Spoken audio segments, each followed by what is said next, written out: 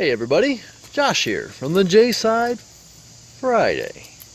Brought to you by This Guy's Barn. Also, This Guy's Empty Wallet. And, don't forget, hashtag Red Rocket. And, hashtag Maverick the Dog. And, me. And yeah, whatever. So, today, we are going to do a little recap. We're going to talk about Red Rocket and what got it where it is today. I'm going to show you pictures like that. Right? Maybe I'm going to show you a picture like this. Maybe we need a sound bite. You want to hear something fresh? You haven't seen that yet. How about that? Oh, good.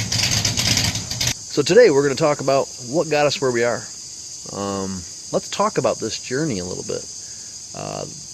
The Maverick, hashtag Red Rocket, started off as a 1970 Ford Maverick with a 6-cylinder.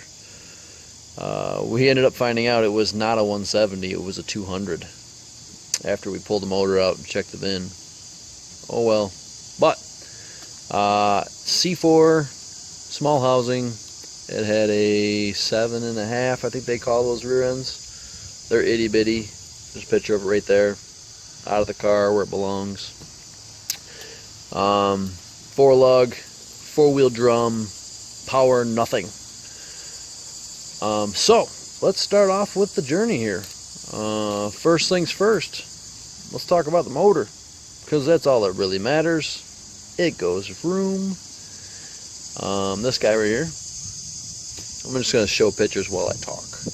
You'll like that better. So the motor was a trade from the 5.0 No to the B side.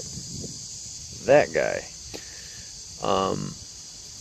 He wanted the roller motor more than I did, so I traded him a motor that we picked up out in the middle of nowhere from this guy's garage.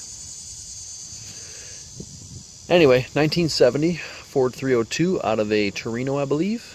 It was somebody's race car, something. It smelled like race fuel, and it had ported heads and a 290 cam and some other goodies, so that's pretty cool. Fresh valve springs, you can see in the picture. Yeah, so tore that puppy down, stripped it out, cleaned it up, and put some new gaskets in it, swapped out some trinkets and pieces here and there, scored a dual plane Edelbrock carb off a guy, performer, maybe there's a picture, maybe not, don't know if I have one. And yeah, so the top end was done, timing cover fit, new fuel pump, use the stock balancer for now, which we'll have to fix later. But yeah, worked out pretty good. Fresh oil pan, and now we're on to the training. Did a shift kit, and then bent up some new fresh lines. Ran into a hiccup with trans mounts. As you can see, I had a few different ones and none of them were right. Bummer. So I ended up with the stock one, and then had to make that to make it work. Had to cut out a pipe and do some patching and beating and cutting. Then got the motor in. Motor mounts didn't work. No more pictures. You tried to use Torino mounts that were not even close. Notched them out. They still hit the frame tower or the shock towers. Didn't work. Managed to get the export brace in, which, whatever. Can't really tell in the picture, but it's there. Got it all hooked up. Training lines all bent up, tweaked up. Got the radiator back in. Scored a fan right there. Just got an electric fan at the store. Works okay. Wired in a relay. Yeah. Then, yeah. Put the motor in. Buttoned everything up. Got it running. Right? This sounds great. Then we realized that the transmission did not work. Found out that the vacuum modulator the rod was bent, which I did not get a video of that because I was kind of in a hurry. And then we had some leaks. Yeah, remember that episode? What a drag. So, new transpan and a ton of new fluid, and we're back moving again. Car shifted good, worked great. Brakes didn't work. Then had to do all this, which, if you don't know, if you don't remember, those are 1969 Mustang rotors that fit on the stock spindles. And then there is GM calipers that are out of like a late 80s pickup truck, C10, and some mounts I got off eBay for like a couple $100. New lines, some fittings. Master looks great. And then, ta-da! Brakes worked. We could drive the car again. What else did we do? Oh! All that shifter linkage I made up did not work great with those crappy motor mounts that move the motor too much, and they hit the headers and they didn't work, and I had to take them back out. And then I got that! My favorite thing I bought for too much money, but it's beautiful. I love it. Well worth the investment. That was great. A lot of tinkering to make that guy work. But the shifter is in. We did the tire swap, a couple stillies, and then that was it. Oh, we didn't talk about the rear end. Yeah, we ditched that rear end and we put this guy in there that we got from that guy. Picked that up for like $100. Bought the tranny for $100 off a guy, and it was beat. So new bearings, seals, hardware, brakes, brake hardware, wheel cylinders, drums, everything pretty much other than gears and the posi unit, which is not in it because I didn't buy one yet. That's for a future episode. We'll talk about that later. And then yeah, we're pretty much back rolling again. That's it. Man, this was short, like 7 minutes thus far. So, what's next? Are these cars ever really done? No. These are projects. Now, we've driven the car a little bit lately, and I'm going to say it is not fast. And I'm going to show you why. See these two comparisons right here? Yeah. This is the stock 6-cylinder automatic. This is with the V8 and all that stuff in it.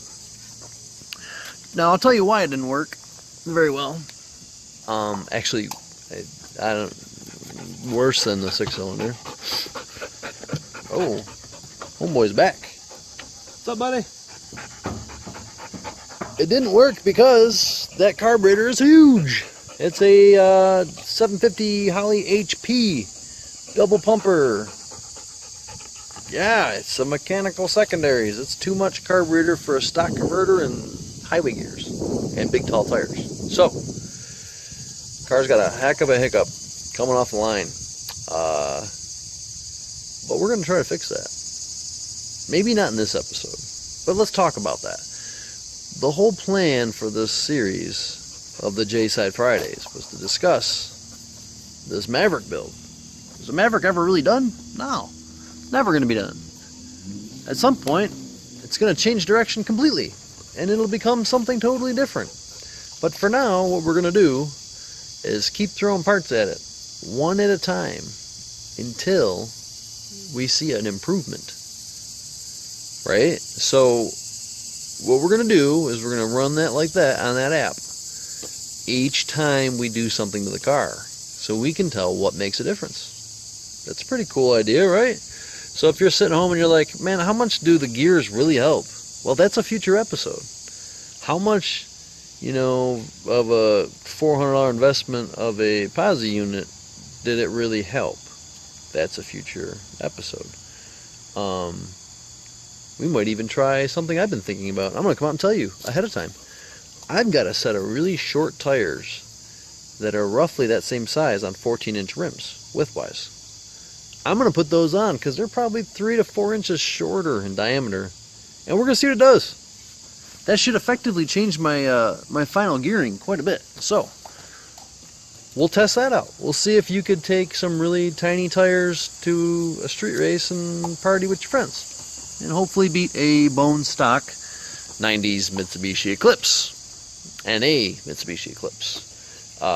Or a stock Honda CR-V. Because currently we won't in the condition that it's in. I don't believe so. No, I think my Ridgeline's probably faster. Even that little guy, you see it? That little 98 hatchback, pretty much stock. Here's the times from that.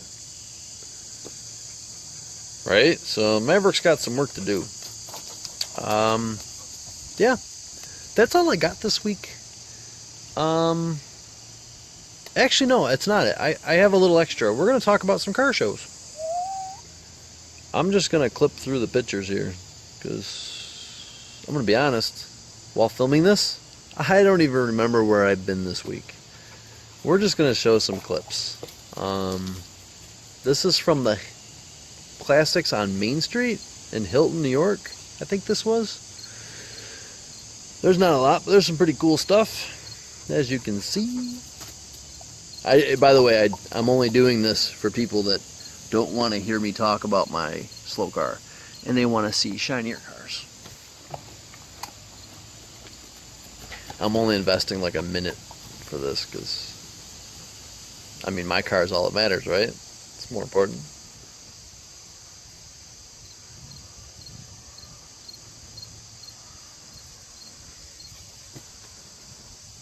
I think I just had an eagle fly over my barn.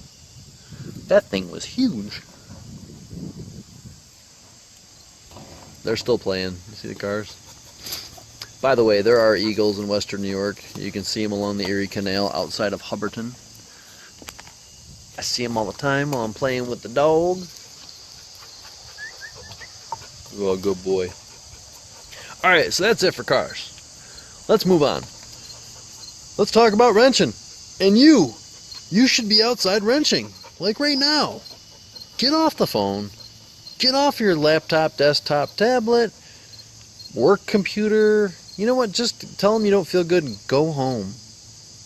Open up the garage, turn the radio up, put a tool in your hand, make your car great again. Great.